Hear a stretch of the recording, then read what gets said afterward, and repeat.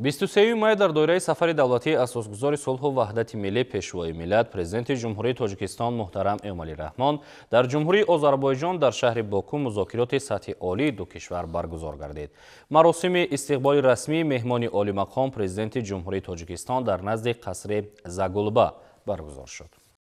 23 май дар доираи сафари давлатии асосгузори сулҳу ваҳдати миллӣ пешвои миллат президенти ҷумҳурии Тоҷикистон муҳтарам Эмомалӣ Раҳмон дар ҷумҳурии Озарбойҷон дар шаҳри Боку музокироти сатҳи олии ду кишвар баргузор гардид.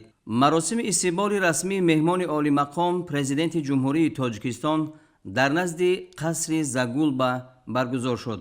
сарвари давлати Тоҷикистон муҳтарам Эмомалӣ Раҳмонро президенти ҷумҳурии Озарбойҷон муҳтарам Илҳом Алиев пешвоз гирифта ба болои шоҳсуфаи ифтихорӣ даъват намуданд.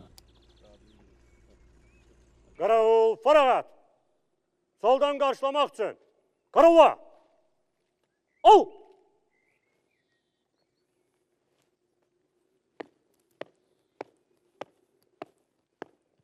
Cənab Tacikistan Respublikasının prezidenti, sizin Azərbaycan Respublikasına gəlməyiniz şərəfinə fəxri qaravul düzülür. Qaravul rəisi polkovnik leytenant Quliyev.